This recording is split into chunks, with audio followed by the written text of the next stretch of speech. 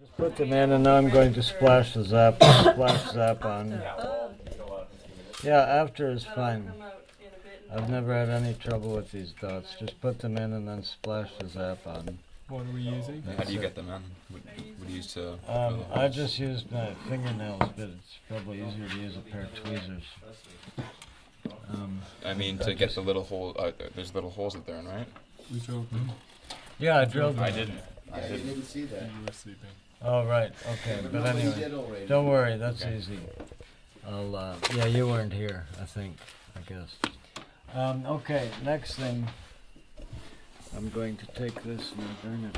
I shouldn't have clamped it. I'll be okay. Spray a bit of, there's an accelerator. I'll spray some of this accelerator so that I can take the clamp out. After I routed that truss rod slot, I put a bead of silicone in it. And I clamp the truss rod in. Now, often when I'm in a hurry, I just put a bead of silicone in the bottom and put the fingerboard on and do it all at once. The silicone and the fingerboard at the same time.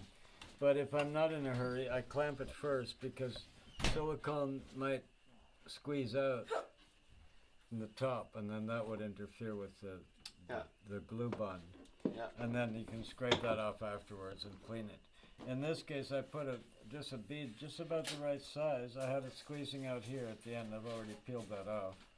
I have some squeeze out here, but it didn't squeeze out the top, so I could have glued the fingerboard. Like I said, I wasn't in a hurry, but I clamped everything. That silicone is important because I don't want rattles from the truss rod. And that's a hard thing, suppose you get a little buzz in the guitar. Yeah, That's a hard thing to diagnose, and it's a hard thing to fix. You have to take the fingerboard out, either that or drill holes in it and then inject glue. Anyway, so I did that. Now I'm going to glue the fingerboard on, but there are a couple more jobs to do. One job, I have to put an accurate center line on this fingerboard. That's not as easy as it looks. Another job, I have to adjust this a little bit. It's not parallel. So here, this is quite flush. Feel that? That's not bad. But on the other side, it's down a bit. Yeah. So it's I don't like that. So you can feel it's quite flush there. I probably have to adjust the template. Noemi's is like that too. I think I have to adjust the template a little bit. Anyway, what I'm going to do is put, okay, this is, I want it to go like that, right? This is down. So I'm going to put a little shim on this corner and a little shim on that corner. Then I'm going to file a little bit this corner and this corner. You follow me? Mm-hmm. So I'll get some shimmage. And Larvae always used paper. In fact, he still does, and he doesn't have trouble with his guitars. He told me at the time, Edgar Midge, his teacher, a German guitar maker, we do everything right. So he said, Munch would never would never think of using paper to shim the dovetail. It had to be wood, and Larvae said if he caught me using paper, he wouldn't like it. But I mean, heck, try to compress a book. What's the difference, paper or wood? I don't think there's anything wrong with using paper. it's made of wood. Yep, it's made of wood. Anyway, I'll use paper. But like I said, so often I use wood, and if I do use wood, I match it I use mahogany, and I even have the grain going the same way and everything. But paper's enough. Now, whether it's a Martin guitar or an Edgar Munch guitar or Marcello Barbero or Larvae, the dovetails typically just grab at the four corners. In fact, my template, it makes the dovetail just a little bit hollow in the middle. If it's not seated, if it doesn't go down enough, then you have to file. And if you file like that, if you make it a little bit round, then it just grabs in the middle, and it just rocks all over the place. But if the four corners grab, then And it's it's nice and solid. stable. Yeah. Yeah. So, where's my glue? I hope I don't have to spend half the rest of the evening unclogging my glue again. Oh, shoot. Seems like every time I do a demo, I've got to unclog the glue. I'll borrow Ben's glue that has a giant hole in it. It can't clog up. It does. So okay, I want it to go this way, so I'm shimming there and there. And then I'll file the other two corners, and that'll probably make it just about right. Spend the day like driving around the cars. Just a single piece of paper. Yeah, well, this is sort of a thin cardboard. So hopefully by the time I've filed the other two corners, this will be quite parallel. Now when I bang this neck back in, you'll see it'll sit proud. The one corner even won't be flush. I should really give this a little bit of drying time, but I probably won't. I'll just put it in and see. Okay, so now the whole thing sits proud, and I'll file these two corners, the two opposite corners, and then maybe then it's going to be fairly parallel.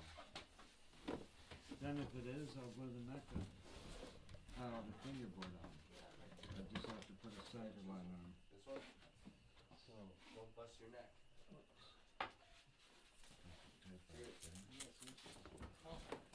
File here a little bit. Careful, Clarence.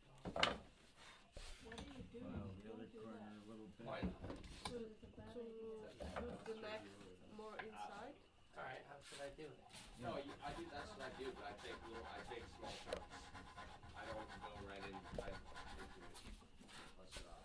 Let's see if I've done enough.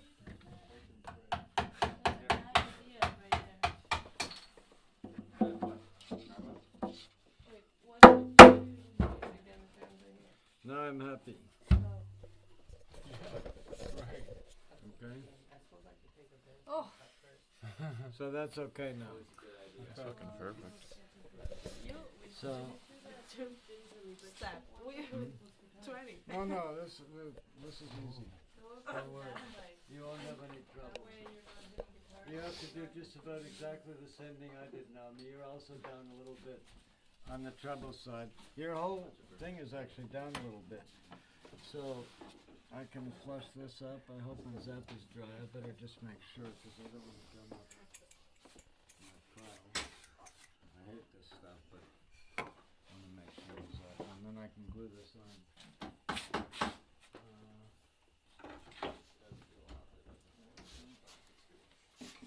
They're just on one side. So file is dots.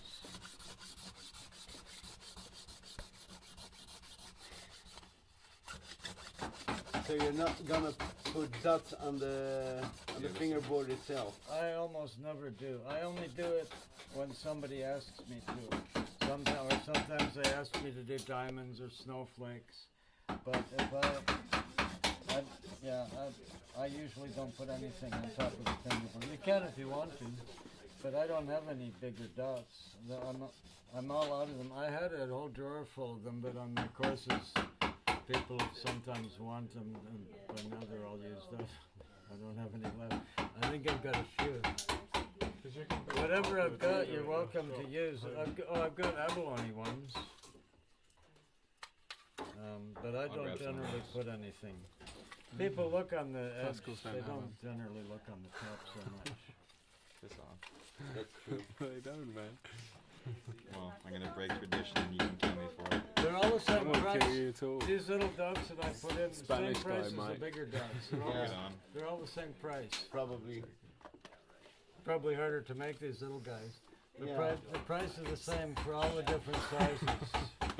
doesn't surprise me. They're about 50 cents each. More than that, if you get them from Stumac, I think by the time they're landed here with shipping and everything, they're about 60 or 70 cents each. So, okay. 60, 70 bucks. There. So I need a center line, and I'll put that on a sharp pencil. And this center line has to be well defined.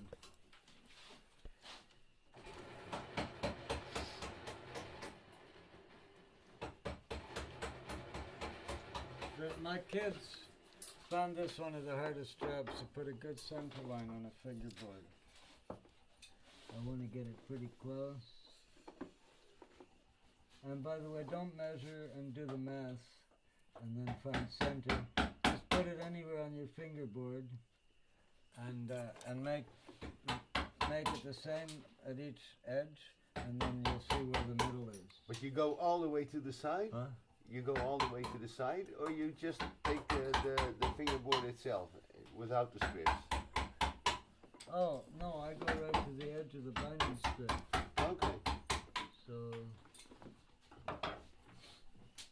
Because we didn't sand them yet. They're kind of rough. yeah, but you're going to sand them evenly. You can go just to the fingerboard without the binding strips. The binding strips are even though, so it doesn't make any difference. Well, mine was less thick at the end. Oh, so it does make a difference, you're saying. Yeah. Well, in my case, maybe only. Yeah, maybe you got a bum binding strip. I don't know. Well, this wheel is moving. This has got to be pretty accurate and not too fat. Oh, jeez. Shifting like crazy. I had it twice. I just moved the ruler.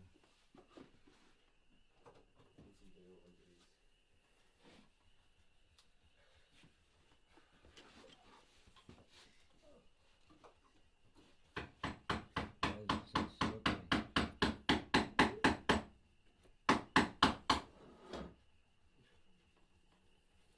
Okay.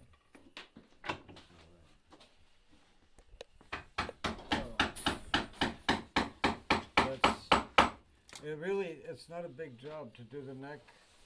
But I haven't been working at this steady. So usually when I start adjusting a neck on the sander, then usually about 35 minutes later, I've got the fingerboard on. It's just not a big job. That's unless I give the silicone some drying time. But if I just put a bit of silicone and do it right away, it's 35, 40 minutes, fingerboards on the guitar.